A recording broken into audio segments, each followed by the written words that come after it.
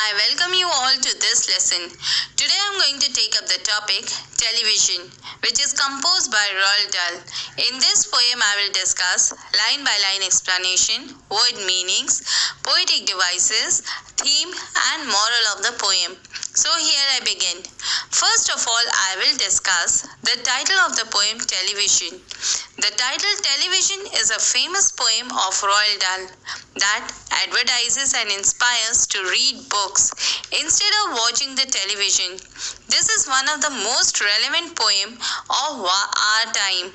The poem is based on the harmful effects of television and the ways to get rid of the TV sets. The poet tells us how the television is harmful to us. He advises the parents to replace the television with bookshelf and allow the children to read books, as the entire poem is about television, its effects on human beings, and this poem is taken from the collection of revolting rhymes. Now I will tell you something about the poet Roald Dahl. Roald Dahl is one of the most prolific modern writers in English and was well known as children's author. He was born on 13 September 1916 and died on 23 November 1990. Apart from the writer, he was also a medical innovator and a Second World War fighter pilot and a spy. His childhood was marked by tragedy. His books have won numerous awards over the years. Now a brief description about the poem Television.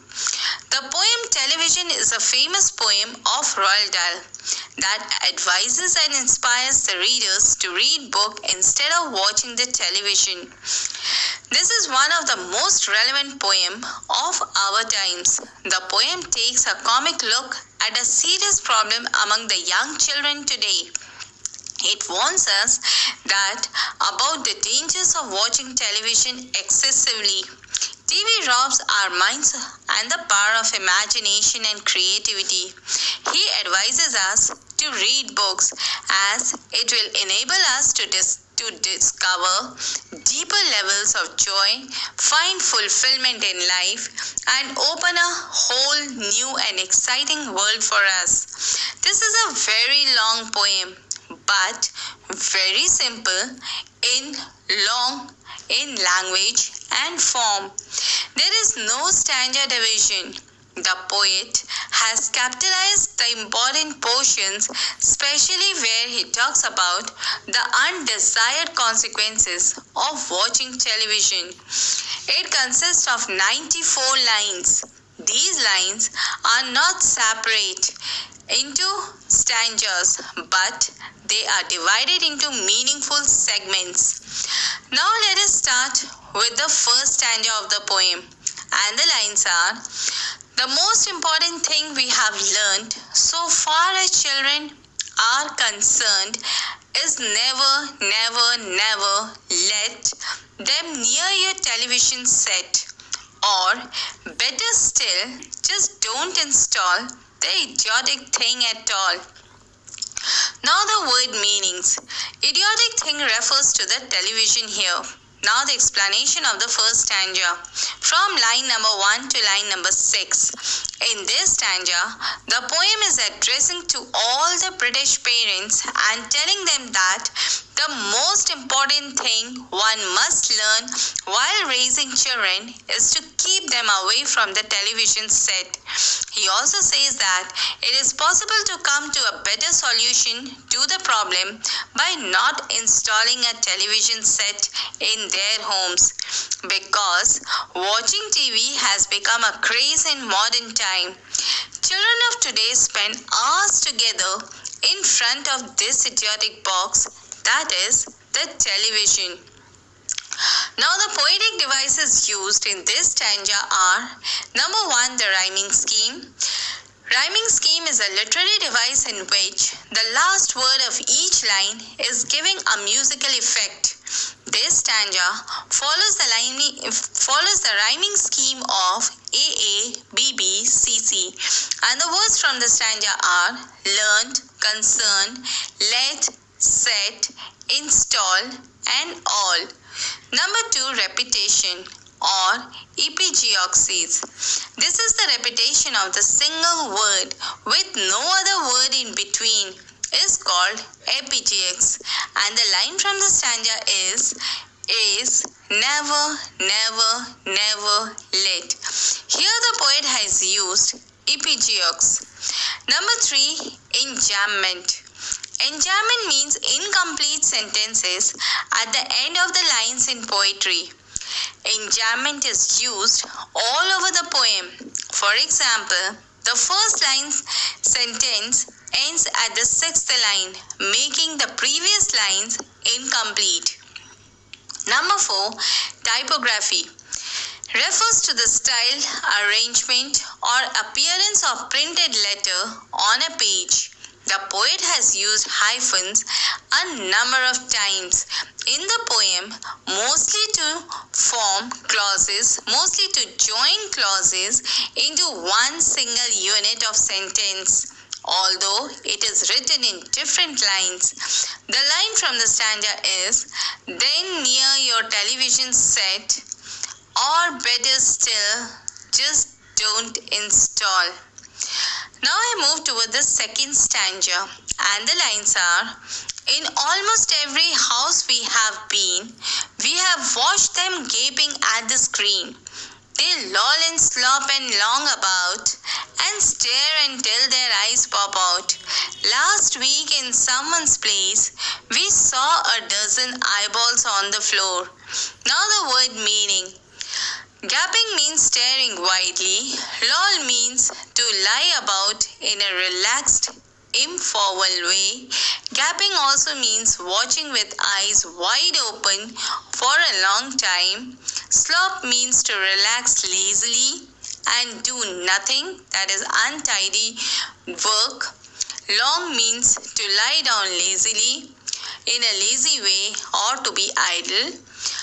Pop out means to come out. Eyeballs refer to the balls of the eye within the lids and socket. Now the explanation of the second stanza from line number 7 to line number 18. In these lines, the poet speaks as if he had undertaken a long research on the bad effects of watching television by visiting a large number of households in Britain. In almost every house, he found that the children were lazing about all day and staring at the television screen without doing any productive work. The poet indulges in a bit of exaggeration that is amusing when he says that sometimes the children stare so hard that their eyeballs fall off, and he had seen a dozen eyeballs rolling about on the floor in one house. The eyes pop out means when the children stare continuously at the television and stare unblinkingly, and it as at it means to say that their eyes are harmed. The line loll and slop and long about means to sit or lie in a lazy, casual and relaxed manner, and the children do in front of the television set. Now the literary device used in this stanza are, number 1, the rhyming scheme. This stanza follows the rhyming scheme of AABBCC, and the words from the stanza are been, screen, about, at, saw, and floor. Number 2, polysyndeton is a figure of speech in which there is a close repetition of conjunction, and the lines from the stanza is they loll and slop and long about, where the conjunction and is used. Number 3, synecdoche is a figure of speech in which refer to a part of the whole or a whole by a part. The line from the stanza is a dozen eyeballs in the floor, where eyeballs refer to the children apart from their body or mentioned to mean the whole. Number 4, hyperbole. Hyperbole is a literary device that uses exaggeration for emphasis or effect. In this stanza, the line, "Last week in someone's place we saw a dozen eyeballs on the floor," is an example of hyperbole. Now I move towards the third stanza, and the lines are, "They sit and stare and stare and sit until they have been hypnotized by it, until they are absolutely drunk with all the shocking ghastly junk." Now the word meaning. Stare means to see continuously. Hypnotize means fascinated or attracted to something or someone in a powerful and mysterious way. Ghastly means very shocking or horrible. Unpleasant or unpleasant. Junk means no quality things, that they are of no use or useless. Absolutely means fully. Now the explanation of the third stanza from line number 13 to line number 16. In this stanza, the poet says that the entire attention of the children is captured by the television screen and they cannot concentrate on anything other than what they are watching. It seems as if they are hypnotized by the screens in the TV. The poet's main concern is children who are damaging their body as well as their future by watching the television without studying or taking a break. The line that "shocking ghastly junk" refers to the program which appears on the television and the children loves to spend their precious time upon it. The parents let their children watch the television so that they do not annoy or disturb them. According to the poet, watching television makes the children dull as they are only wasting their time on the tube instead of reading books or play outside, which can be provided in an actual benefit for them. Now the literary device used in this stanza are: number 1, the rhyming scheme. This stanza follows the rhyming scheme of A A B B C C, and the words from the stanza are sit, eat, drunk and junk. Number 2, repetition. Repetition is a powerful use of the words and the phrase again and again to create a smooth flow and emphasis. In this stanza, the line, "They sit and stare and stare and sit," is an example of repetition. Apostrophe. The rhetorical device is used when a poet addresses his poem to an absent audience. Dahl uses the device of apostrophe when he addresses this poem to English parents and advises them on doing away with their television sets. Number 4, sibilance. Sibilance is a kind of consonance where S sound is repeated, making a hissing sound, a hissing tone. And the line from the stanza is, "They sit and stare and stare and sit." Number 5, polysyndeton is a close repetition of conjunction. In this stanza, the line, "They sit and stare and stare and sit," is an example of polysyndeton. Number 4, now I've moved towards the fourth stanza, and the lines are, "Oh yes, we know it keeps them still. They don't climb out of the windowsill. They never fight or kick or punch. They leave you free to cook the lunch and wash the dishes in the sink. But did you ever stop to think? To wonder just exactly what this does to your beloved Dot?" Now the word meanings. Windowsill means the surface or the bottom of the window. Punch means to strike with the fist. Sink refers to the wash basin.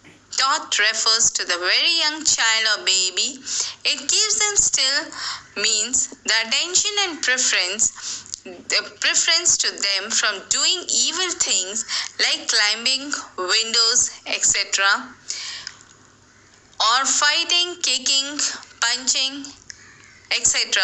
Dot means the child. Now the explanation of the fourth stanza from line number 17 to line number 24. In this stanza, the poet says that he knows that the television can be a convenient way to keep children occupied. While watching the television, children never cause trouble or throw the tantrum. They don't fist, they don't fight, and let their parents complete their household chores peacefully without any interpretation or interruption. When they are in front of the TV sets, they do not do mischievous things like climbing on the windowsill, fighting, kicking, and punching.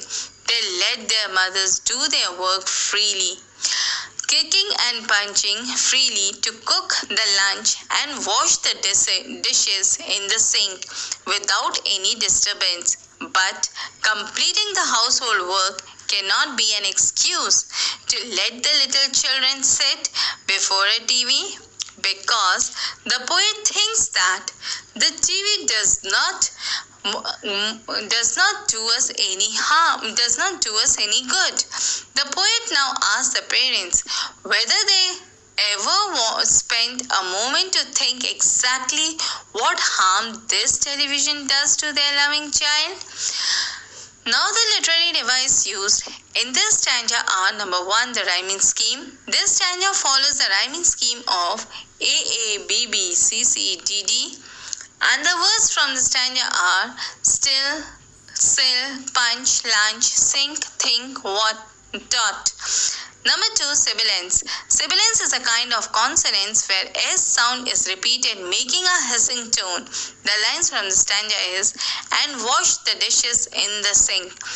Number 4, typography. It refers to the style, arrangement, and appearance of the letters on a page. The poet has used hyphens to join clauses into one single unit of sentence, although it is written in different lines, and the line is, and wash the dishes in the sink. But did you ever stop to think? Now I move towards the 5th stanza, and the lines are: It rots the sense in the head, it kills the imagination dead, it clogs and clutters up the mind, it makes the child so dull and blind.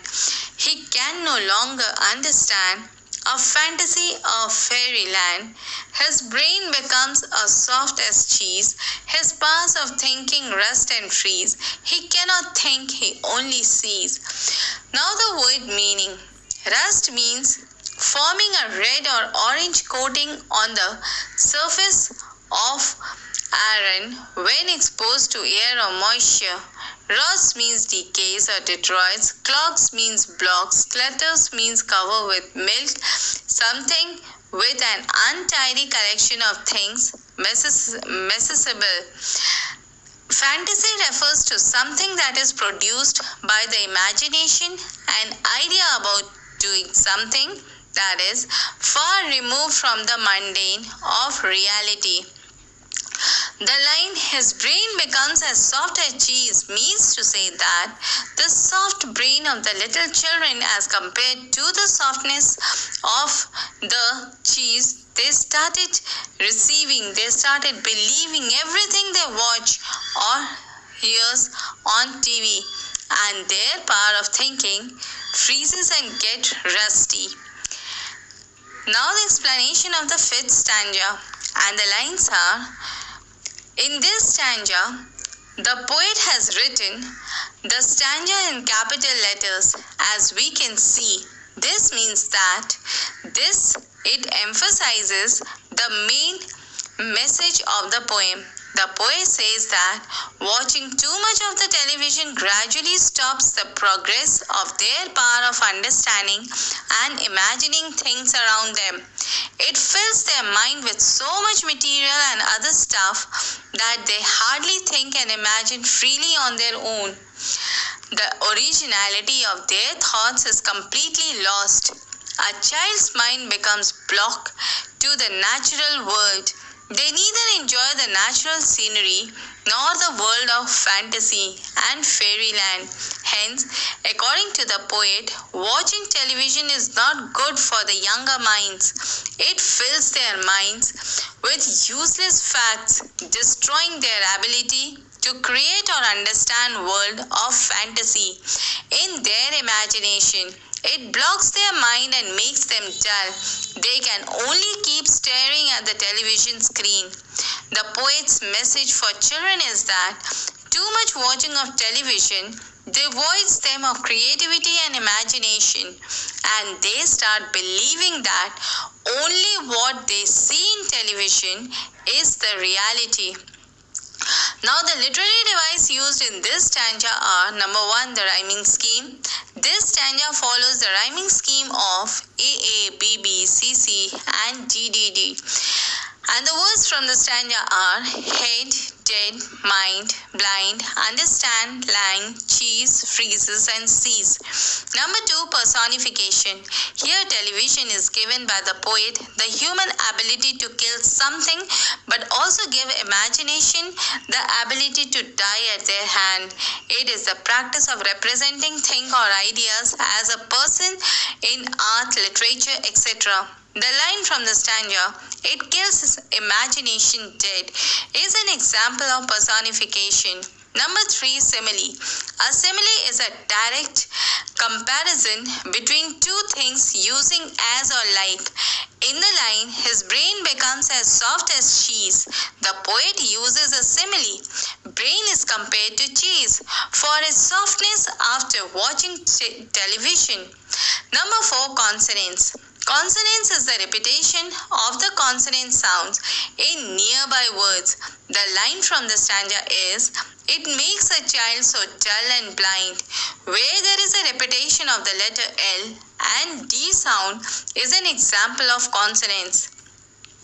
Now I move towards the 6th stanza, and the lines are: "All right, you'll cry, all right, you'll cry, say, but if we take the set away, what shall we do to entertain our darling children? Please explain." Now the word meaning set here refers to television. Entertainment means provide someone with amusement or enjoyment. Darling refers to dear ones or a beloved person. Now the explanation of the 6th stanza, from line number 34 to 37. In this stanza, the poet anticipates what the parents' next question would be. He discusses the dilemma of the parents would face. They might agree to take away the television set from their children, but will ask how they are supposed to now keep their children entertained and occupied. Now the literary device used in this stanza are: number 1, rhyming scheme. This stanza follows the rhyming scheme of AA, BB. And the words from the stanza are say, away, entertain, and explain. Now I move towards the 7th stanza, from line number 38 to 41. We'll answer this by asking you what used the darling ones to do, how used to keep themselves contented before this monstrous was invented. Now the word meaning. Contented means happy and satisfied. Monstrous means strange or horrible. Imaginary creature here referring to television. Invented means to create or produce for the first time. Now the explanation of the 7th stanza, from line number 38 to 41. In this stanza, the poet tells parents that they cannot have forgotten how children kept themselves entertained before the recent invention of television. Now the literary device used in this stanza is the rhyming scheme.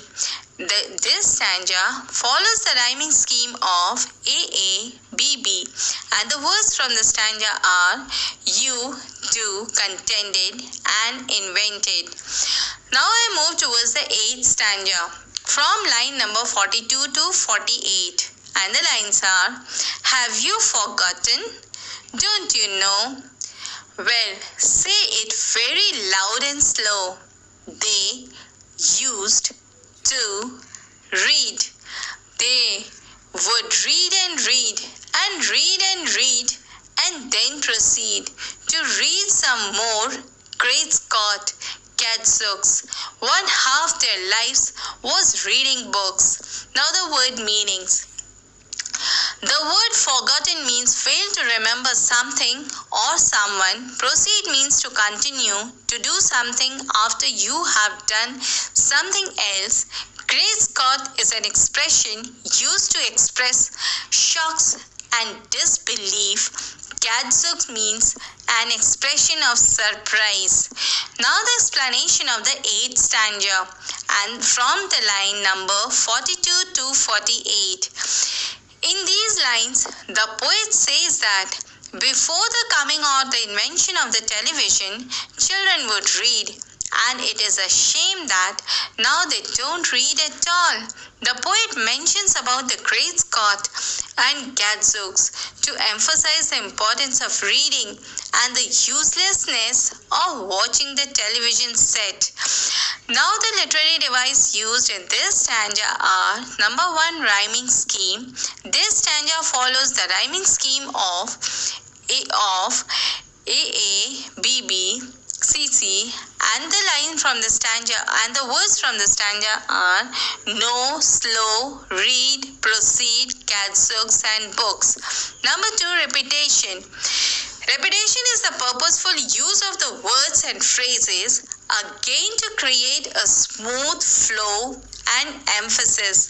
The line from the stanza is they used to read, they read and read. Now I move towards the 9th stanza from line number 49 to 52, and the lines are the nursery's shelves held books galore, books cluttered up the nursery floor, and in the bedroom by the bed more books were waiting to be read. Now the word meaning. Galore means abundance. Nursery means a room in a house for special use for the young children. Cluttered means to fill or cover something in an untidy way. Now the explanation of the 9th stanza from line number 49 to 52. In this stanza, the poet creates the alternate landscape that has been mentioned in this section of the poem's setting. In this landscape, children's room used to be filled to the brim with books. Books could be found everywhere, be it in the nursery shelves, nursery floors, in the bedroom, or by the children's bed. Apart from these collections, several other were there to be read. Now the literary device used in this stanza are number 1, the rhyming scheme. This stanza follows the rhyming scheme of AABB, and the words from the stanza are galore, floor, bed, and read. Now I move towards the 10th stanza. And the lines are, such wondrous fine, fantastic tales of dragons, gypsies, queens and whales, and treasures, isles and distant shores, where smuggles rode and muffled rose, and pirates wearing purple pants, and sailing ships and elephants, and cannibals crouching round the pot, stirring away at something's hot. It smells so good, what can it be? Good gracious, it's Penelope. Now the word meaning. Gypsies refers to the group of traveling people with dark hair, traditionally by the itinerant trade or fortune telling. Smuggler means the person who takes away the goods illegally into or out of the country. Muffled means not loud sound because of being obstructed in some way. Oars refers to the piles with flat blade used to row to stir a boat through water. Cannibals means people who eat the flesh of human beings. Crouching means to lower your body to the ground or bending your legs. Stirring means causing strong feeling or active or active. Penelope means the wife of Odysseus, who waits faithfully for him, dying during his 20 years absence. Here a mythical character. Now the explanation of the 10th stanza from line number 53 to 62. In these lines, the poet talks about the kind of typical fantasy stories that the children would read in this day. These were the stories of the adventure with many interesting characters. In the past, children's mind were captivated by fairy tales, adventure stories, magical wonder, and about voices, etc. We have the shortlisted the books which they used to read. They also used to read books on smugglers, pirates, sailing ships, elephants, and cannibals. The cannibals were crouching around the pot. Therefore, when the pot is smelled from far, it smells good. But then, to their surprise, they find Penelope. That is, and this is the reason why the lines were given in brackets. Penelope is the name of a girl. She was a mythical character who was eaten up by the cannibals, that is, the people who eat human flesh. Now the literary device used are number 1, rhyming scheme. This stanza follows the rhyming scheme of AABB, and the words from the stanza are tails, whales, shows, oars, pants, elephants, pot, hot, bee, and low. Number 2, anaphora. Anaphora is a kind of parallelism, which means when you use some dramatical effect in a poetry, when you begin with the consecutive sentences with the same word, like here in the stanza, the line 57, 58, 59 begins with the word and. So this is an anaphora. Now I move towards the 11th stanza and the line from 63 to 72.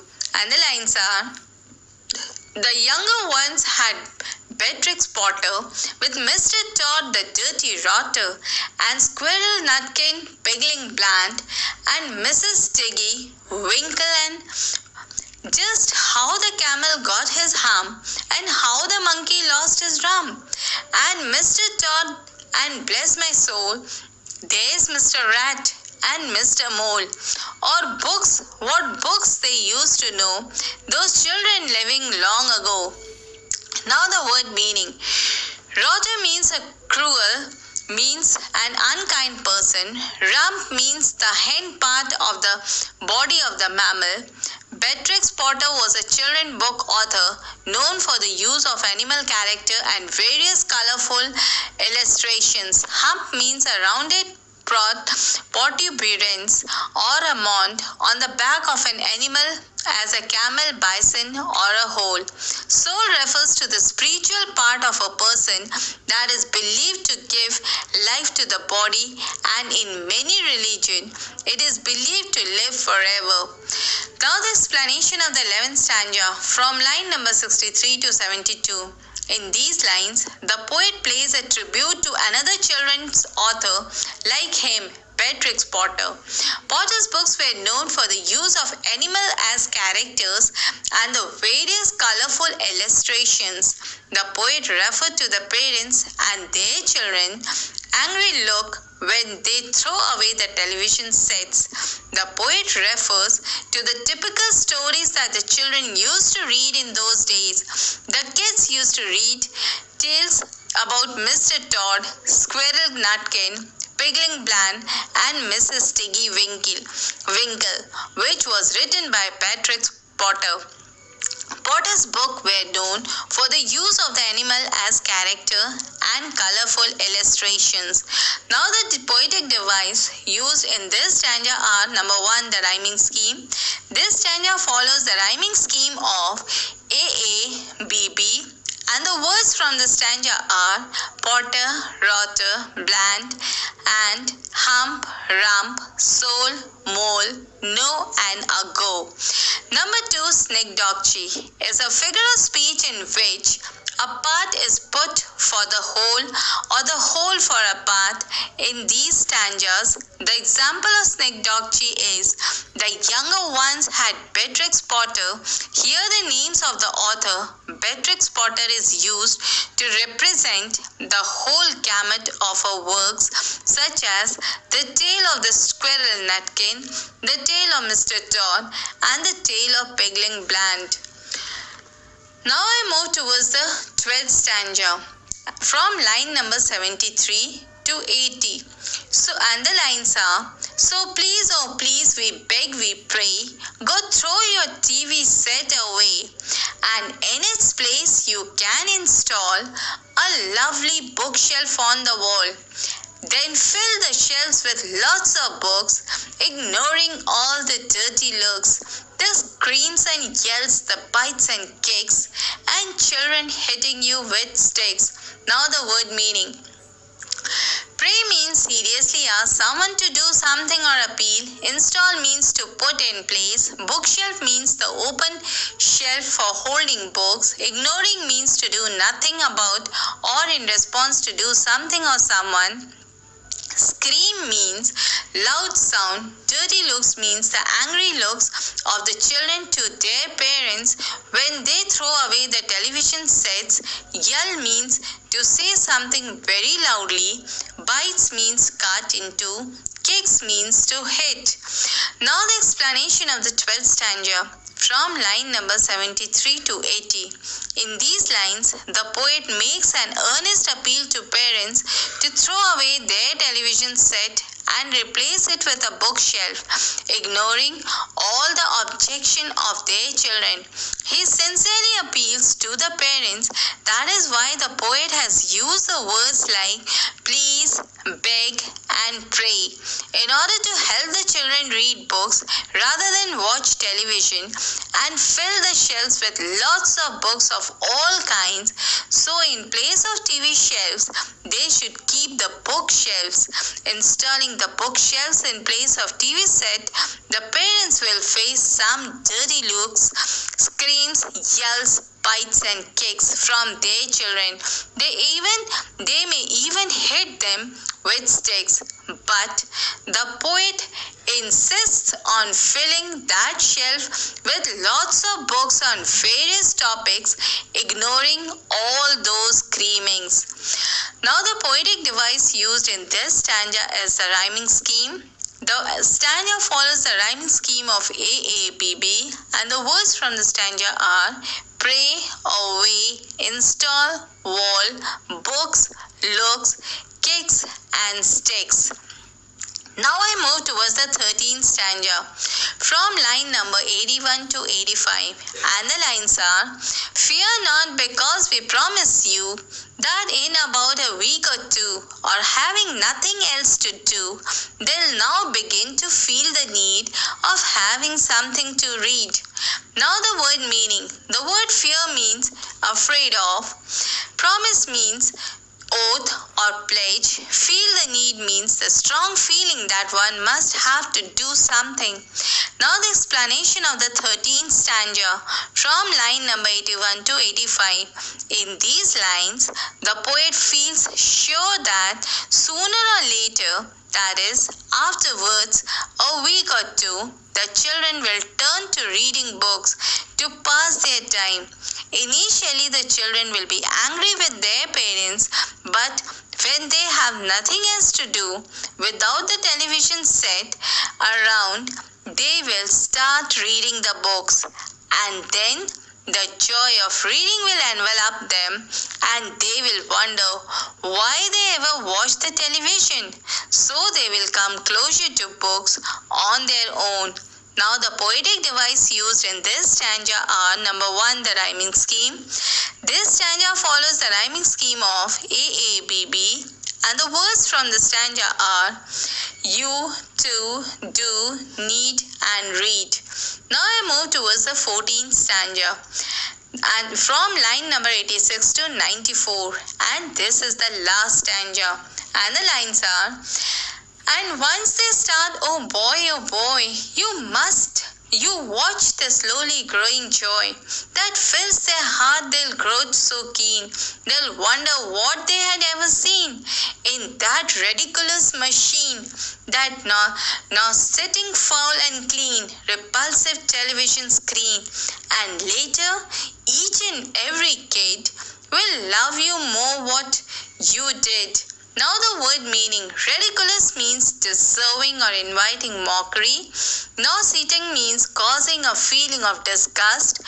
Foul refers to offensive to the senses, especially through having a disgusting smell or taste or being dirty.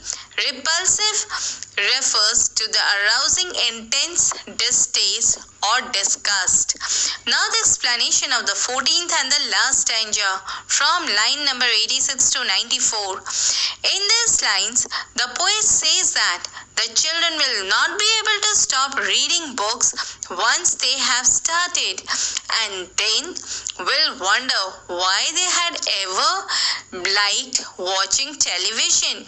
In the end, the children will thank their parents for introducing them to books. They will find interesting to read more books, which will give them the imagination and thoughts, the knowledge and wisdom, the satisfaction of mind and the heart. At one stage, they will grow too keen on reading books that they will wonder what they had found in that silly machine called television. They will find the television screen unclean. Then they will discover the real joy of reading books, and finally each and every kid will love their parents for giving them the opportunity to find the real joy in reading books. Even when they would grow up, they would thank their parents for taking that television set away and installing a bookshelf there. Now the poetic device used in this stanza are: number 1, the rhyming scheme. This stanza follows the rhyming scheme of AABB, and the words from the stanza are bay, joy, keen, seen, machine, clean, kid, and did. Now I will tell you the theme of the poem television.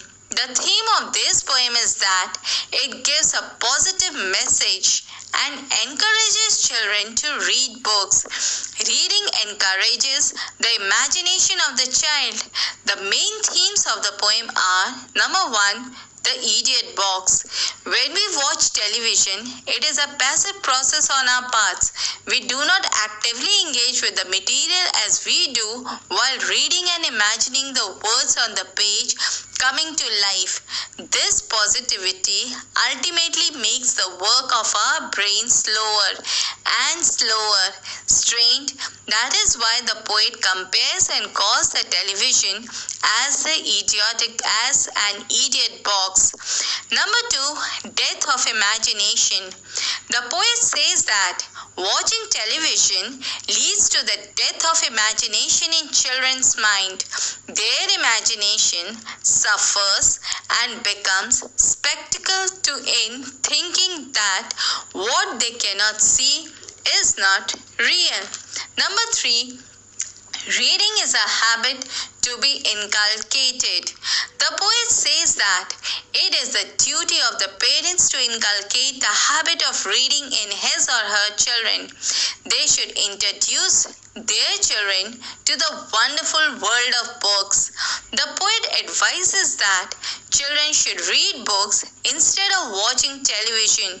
The poet advocates for reading and only reading, as television can never be a substitute for the books. Books are only the things that can deliver real wisdom.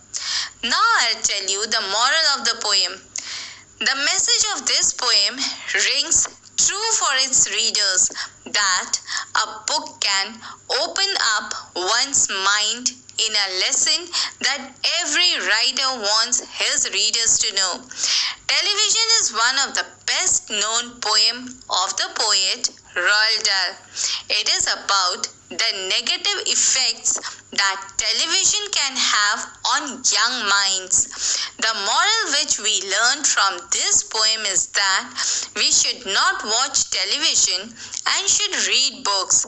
It is rightly said that a home without books is a body without soul. The more you read, the more things you will know. The more that you will learn, reading is dreaming with open eyes.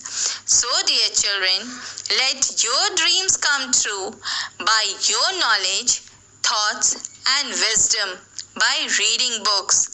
So, with these words, I end this lesson. Hope it will be beneficial for you in your study. Thank you.